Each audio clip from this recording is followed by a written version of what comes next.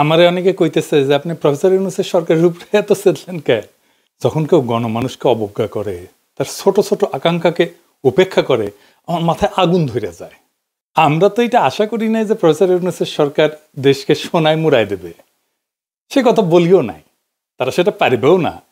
আমরা চাইছিলাম যে ইন্ডিয়ার প্রত্যক্ষ সমর্থনে আমরা ফ্যাসিবাদে পিষ্ট হয়েছি, সেই ইন্ডিয়া ঘৃণিত পতিত ফ্যাসিস্ট আর তার দলবলকে আশ্রয় দিছে, সেই রাষ্ট্রকে, ভারত রাষ্ট্রকে বুঝায় দেওয়া কামটা তোমরা ভালো করো নাই। এটা জাতীয় মর্যাদার প্রশ্ন। প্রত্যেক দিন পুশিং করতেছে ইন্ডিয়া। দেখেন এডিটর সাহেব, আপনি পুশিং লিগে সার্চ দেন, দেখেন কয়দিন পর পর কি পরিমাণে পুশিং হইতেছে বাংলাদেশে।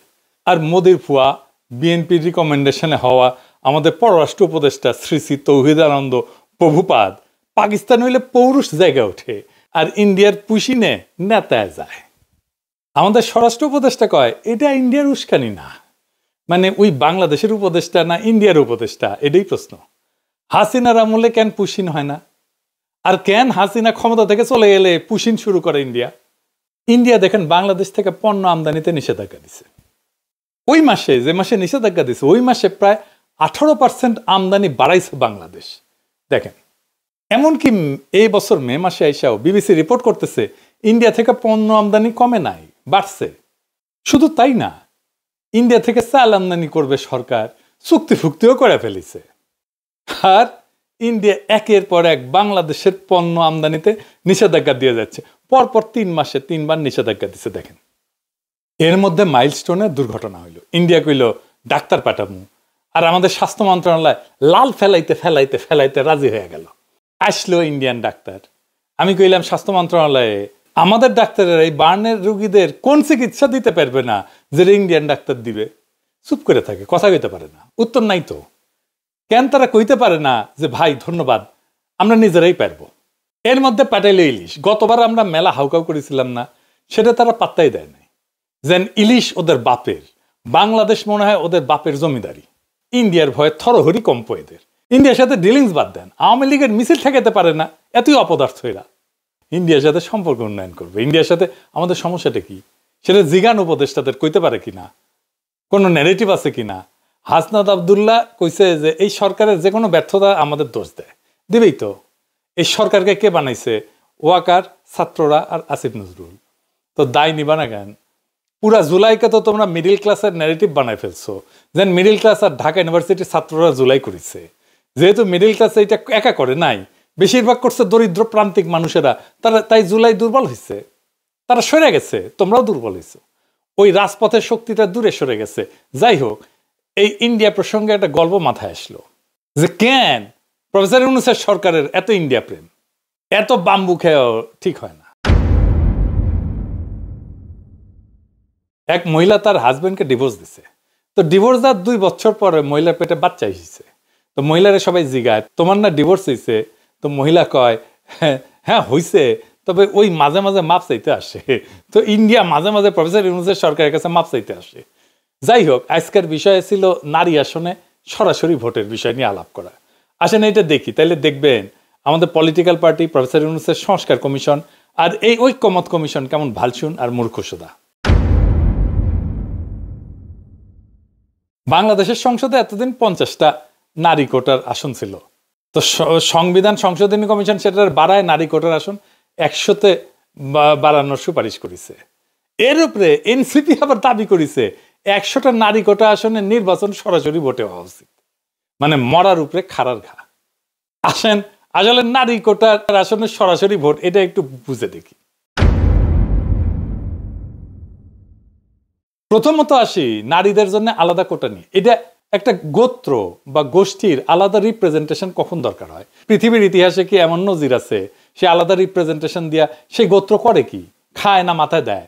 তারা তাদের কোন পলিটিক্যাল এজেন্ডা বাস্তবায়ন করে? এইসব কি এনসিপি ওরা জানে বা সংবিধান কমিশনের ওরা বুঝে? 2টা গোত্রের আলাদা রিপ্রেজেন্টেশনের সবচেয়ে বড় উদাহরণ আমাদের উপমহাদেশে আছে।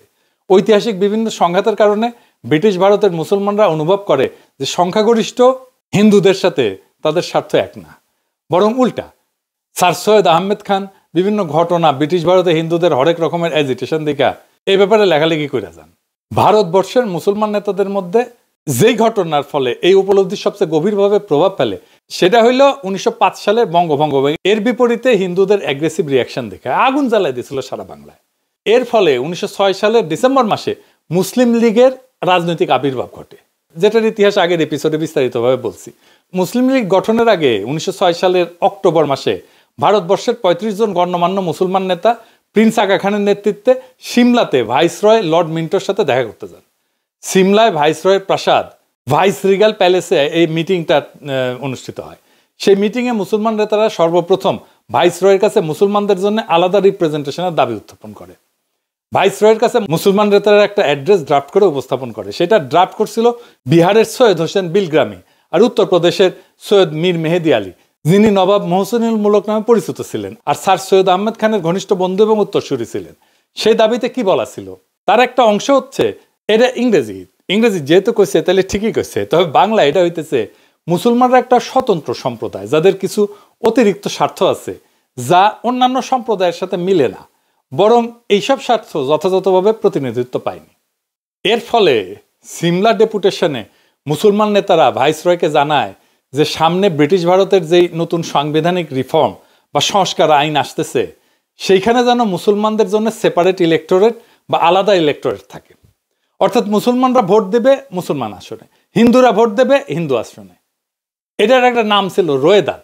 লর্ড মিন্টো মুসলমানদের স্বার্থ রক্ষার প্রতিশ্রুতি দেন এবং 1909 সালে যেই মোরলে মিন্টো অ্যাক্ট পাস করা হয় ব্রিটিশ পার্লামেন্টে ভারতবর্ষের সংবিধান নিয়ে, সেখানে সর্বপ্রথম মুসলমানদের জন্য আলাদা ইলেক্টোরেট বরাদ্দ করা হয়। এইখানে মুসলমানরা কেন এরকম অনুভব করলো, তাদেরকে হিন্দুরা কি চোখে দেখতো, এসবের ইতিহাসের বাস্তবতা একদম ইতিহাসের বিভিন্ন লিটারেচার যেমন বঙ্কিম, শরৎচন্দ্র, ডিএল রায়, নীরজ চৌধুরী এদের কাছ থেকে কোট করেই প্রমাণ করে দেখানো যাবে, সেটা অন্য আলাপ। এর ধারাবাহিকতা এবং আরো অসংখ্য ঘটনার ফলশ্রুতিতে 1947 সালে পাকিস্তান রাষ্ট্রের আবির্ভাব ঘটে। এছাড়া আর একটা উদাহরণ আছে বেলজিয়ামে। বেলজিয়ামের দুইটা গোত্র আছে, ওয়ালুন যারা ফরাসি ভাষায় কথা বলে, আর একটা হচ্ছে ফ্লেমিশ বা যারা ডাচ বা ওলদান ভাষায় কথা বলে। ফেডারেল পার্লামেন্টে এই দুই গোত্রের রিপ্রেজেন্টেশন সেপারেট, তাদের আলাদা আলাদা সিট মানে সেপারেট ইলেক্টোরেট। এছাড়া এদের নিজস্ব আলাদা পার্লামেন্টও আছে, মানে খালি ওয়ালুনদের জন্য পার্লামেন্ট আর খালি ফ্লেমিশদের জন্য পার্লামেন্ট। তাইলে এতক্ষণ ধরে যা বুঝলাম আমরা, সেটার মর্মার্থ হচ্ছে একটা গোত্র বা গোষ্ঠী তখনই নিজেদের জন্য আলাদা সেপারেট ইলেক্টোরেট অথবা রিপ্রেজেন্টেশন দাবি করে যখন তারা অনুভব করে যে তাদের স্বার্থ অন্য গোত্র সংরক্ষণ করবে না। তারা অন্য গোত্রের মানুষকে বিশ্বাস করে না এবং অন্য গোত্রের মানুষ যা করবে যে সেটা তাদের স্বার্থের ঠিক বিপরীত হবে। এখন এই যে নারীদের জন্য আলাদা সংরক্ষিত আসন, এটা তো একটা হাসজারু মার্কা আলাদা রিপ্রেজেন্টেশনের বুদ্ধি, একদম টিপিক্যাল বাঙ্গু প্রগতিশীল মার্কা বুদ্ধি। কিরকম প্রগতিশীল? এই যে দেখেন দিল্লির মাল মতিগঞ্জ, প্রথম আলো এটার একদম ডাইহার্ট প্রমোট করে। মতি মাহফুজ আমাদের যা করতে বলবে আমাদের বাই ডিফল্ট সেটার উল্টা কাজ করা উচিত। আসেন এটার ভিতরের বিষয়টা একটু বুঝে দেখি। নারী আর পুরুষ কি রাজনৈতিকভাবে আলাদা গোত্র বা গোষ্ঠী? কখনোই না, হতেই পারে না। এটার উদ্ভট অসম্ভব প্রস্তাবনা। সেপারেট বা আলাদা রিপ্রেজেন্টেশনের প্রশ্ন তখনই ওঠে যখন কোনো গোত্র বা গোষ্ঠী রাজনৈতিক বা পলিটিক্যাল দৃষ্টিকোণ থেকে নিজেদের স্বার্থকে অন্য গোত্রের স্বার্থ থেকে আলাদা বিবেচনা করে। একটা রাজনৈতিক মতাদর্শ বা ফিলোসফিতে নারী পুরুষ উভয়ে একই সাথে পার্টিসিপেট করে। যেমন আওয়ামী লীগের রাজনৈতিক মতাদর্শ কি সেটাও কন ভারতের পাঁচাটা, তাই তো, আর 71-এর চেতনা। এই যে আওয়ামী নারী, আওয়ামী পুরুষ, আওয়ামী বৃদ্ধ, আওয়ামী যুবক সবাই এটা ধারণ করে। একইভাবে বামাদের রাজনৈতিক মতাদর্শ কি, যেটা যাই হোক বাম নারী পুরুষ একসাথে ধারণ করে, তাই না? ইসলামী রাজনীতির মতাদর্শ নারী পুরুষ উভয় একসাথে ধারণ করে। এখানে নারীদের সাথে পুরুষদের কোনো ন্যূনতম রাজনৈতিক ডিফারেন্স নাই। নারী আর পুরুষ আলাদা সেপারেট কোনো রাজনৈতিক গোষ্ঠী না, যে ঠিক যেরকম যুবক আর বৃদ্ধ কোনো আলাদা রাজনৈতিক গোষ্ঠী না। কাউকে কি কোশ্মিন কালেও কোনো প্রস্তাব আনতে শুনছেন যে বৃদ্ধদের জন্য আইনসভাতে আলাদা সিট লাগবে, 40 থেকে 50 বছর বয়সের জন্য আলাদা সিট লাগবে, 20 থেকে 30 বছর বয়সের জন্য আলাদা সিট লাগবে? না, শুনেন নাই। তো এইটা বলার সময় আমার ভয় লেগেছে যে কওয়া যায় না বাঙ্গুলেন তো সবই সম্ভব, হয়তো সামনে কেউ এরকম দাবি তুললেও তুলতে পারে, অথবা আর এরকম উদ্ভট দাবি উঠতে পারে। যেমন যে সমস্ত মেয়েদের চুলের রং সোনালি আর ব্রুনেট, যাদের চুলের রঙের গাঢ় বাদামি, তাদের জন্য আলাদা আলাদা সিট লাগবে। যদিও বাংলাদেশের অধিকাংশ মেয়ের চুলের রং কালো, কিন্তু পাশ্চাত্যে কিন্তু ব্লন্ড আর ব্রুনেটদের মধ্যে রেশারেশি আছে, এখন এই বাঙ্গু লজিকে চুলের রং অথবা চোখের রঙের উপরে ভিত্তি করে তাহলে সংসদে আলাদা সিট থাকতে পারে। নারীদের রাজনৈতিক পরিচয় আর স্বার্থ কি পুরুষদের থেকে আলাদা? না, একদম না।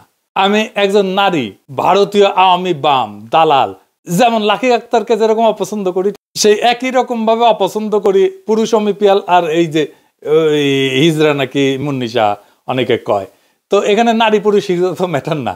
ঠিক আর উল্টা, আমি জুলাই আগস্ট বিপ্লবের এই বিপ্লবী নারীদেরকে ঠিক ততটাই রাজনৈতিকভাবে আপন মনে করি যতটা করি জুলাই আগস্ট বিপ্লবের বিপ্লবী পুরুষদেরকে। ওই যে বিএনপির ব্ল্যাকমেল কুইন রুমিন পারানা আর ফজা পাগলা দুটোই আমার একই রকম রাজনৈতিক শত্রু। এখানে নারী পুরুষের তো কোনো প্রশ্ন ওঠে না। যদি কারো আলাদা রাজনৈতিক স্বার্থ বা ইন্টারেস্ট নাই থাকে তাহলে আলাদা সেপারেট আসন প্রস্তাবে আনা তো পুরা স্টুপিডিটি, এটা ভোগাজ একটা দাবি। বাঙ্গুরা তো নারীদের জন্য আলাদা 100টা আসন চায়, যেখানে এনসিপি আবার দাবি তুলছে ওর উপরে, গোদের উপরে বিস্ফোরা সরাসরি ভোটে নারী প্রার্থী নির্বাচিত হবে। তো নারীরা কি তাহলে সেপারেট ইলেক্টরেট দাবি করতেছে? যদি তাদের জন্য আলাদা আসনই বরাদ্দ থাকে তাহলে তো সেপারেট ইলেক্টরেট হয় যুক্তিযুক্ত। এসব আবালদের যদি এই প্রশ্ন করেন দেখবেন মাথা চুলকাইতেছে, কারণ তারা বুঝেই না তাদের দাবির মানে কি। আন্দাজে কয়েকটা টার্ম শব্দ শুনে অল্প বুঝে বা না বুঝে সেটা নিয়ে লাফানো শুরু করে। ব্রিটিশ ভারতে মুসলিম আর হিন্দুদের মধ্যে যখন সেপারেট ইলেক্টরেট হয় তখন সেটা ছিল মুসলমানদের জন্য আলাদা আসন, যেখানে মুসলমানরা তাদের প্রার্থী নির্বাচন করবে, আর হিন্দুরা হিন্দুদের জন্য আলাদা আসন, যেখানে হিন্দুরা তাদের নিজের প্রার্থী নির্বাচন করবে। বেলজিয়ামে ওয়ালুন আর ফ্লেমিশদের একই সিস্টেম। তো নারীরা যেহেতু আলাদা 100টা আসন চায়, সেখানে কি খালি নারী ভোটাররাই ভোট দিবে? মানে নারী এমপিদেরকে কি খালি নারী ভোটাররাই নির্বাচিত করবে? যদি এর উত্তর চান দেখবেন যে মাথা চুলকাইতেছে। উত্তর যদি হয় হ্যাঁ, তাহলে সেই নারী ভোটাররা কি পুরুষ বা কম্বাইন্ড আসনেও ভোট দিবে? তো এখন এরা কবে যে হ্যাঁ অবশ্যই দিবে। তাইলে তো নারীদের ডাবল ভোট হয়ে গেল। মানে একজন নারী ভোটার 2বার করে ভোট দিচ্ছে, যেখানে পুরুষরা 1বার করে ভোট দিচ্ছে, যেটা গণতন্ত্রের একদম মৌলিক নীতি, 1 পারসন 1 ভোট। এই মূল নীতির বিরুদ্ধে। বিশ্বের কোথাও এরকম উদ্ভট সেপারেট রিপ্রেজেন্টেশন সিস্টেম নাই। আর ধরেন যদি এটা সেপারেট রিপ্রেজেন্টেশন সিস্টেম হয় তাহলে নারী তো অর্ধেক বাংলাদেশের, তো 300 আসন পুরুষের আর 100 আসন নারীর, এটা কোনো ইনসাফ হইল?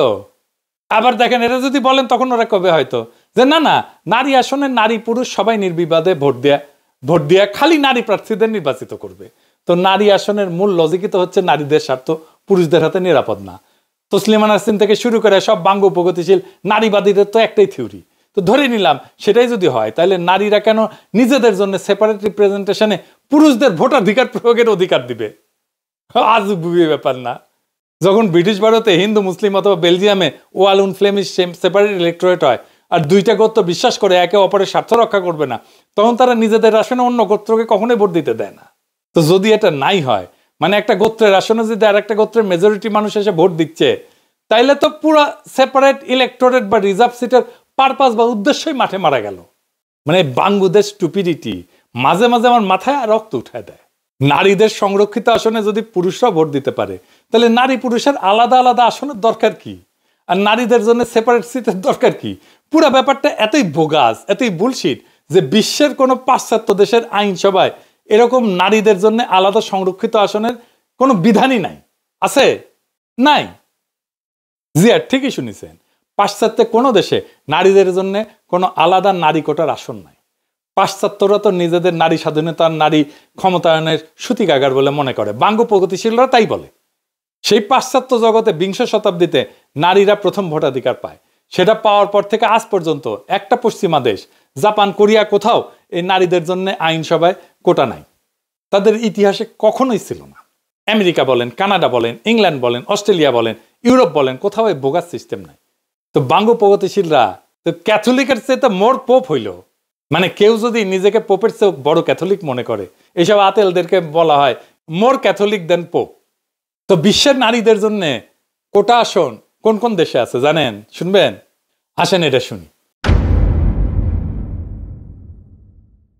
নামগুলা কিন্তু মজার: Rwanda, Uganda, Bangladesh, Nepal, Pakistan, Jordan.